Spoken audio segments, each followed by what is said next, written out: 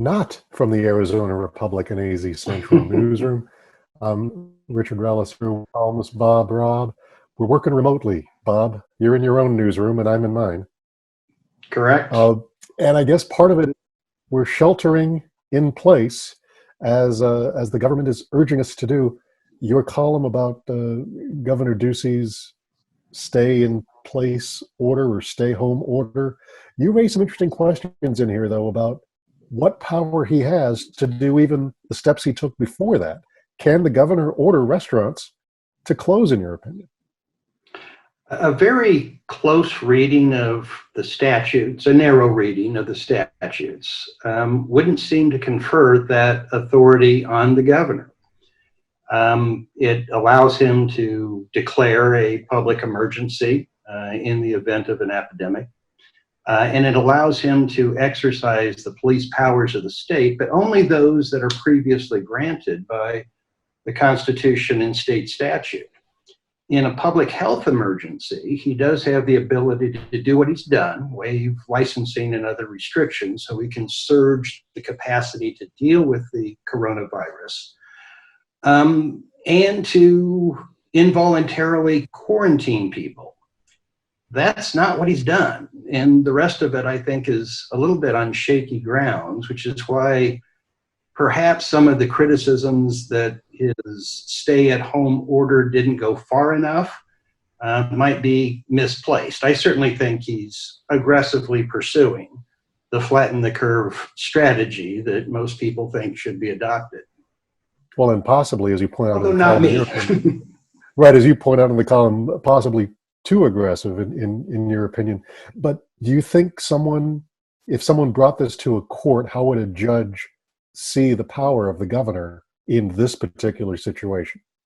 Well, even though there is no explicit authority, I think there's a pretty good chance, if there were a legal challenge, that a judge would find that there is inherent or common law authority for the governor to do most of, if not all, of what he has done.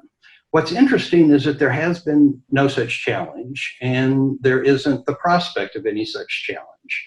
Arizonans have complied with this fairly aggressive flatten the curve at any cost strategy, even as we've had an avalanche of unemployment claims, and the cost of that approach is becoming more manifest. Arizonans have largely gone along with it, which is why his order is not going to have much of an effect. By and large, people have been staying at home anyway, in part because there's no place to go.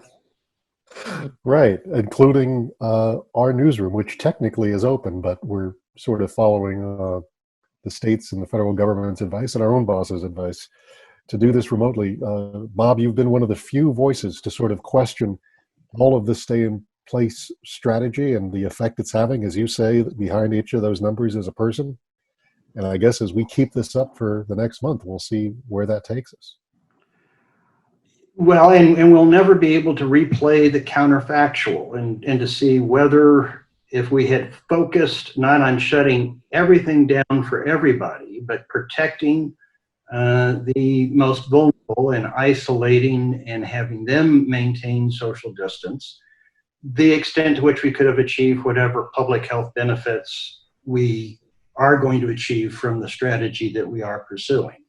The day of reckoning is coming. The peaks are projected within weeks, no more than a month, for Arizona and all across the country. So we'll see whether we have succeeded in freeing up enough ICU units to deal with the increased load. And we will get an even clearer picture as to the cost of that strategy in terms of rising unemployment among low-skilled workers and the shuttering of small businesses. And until then, we'll continue to see you virtually, Bob. See you in the newsroom eventually. Take care.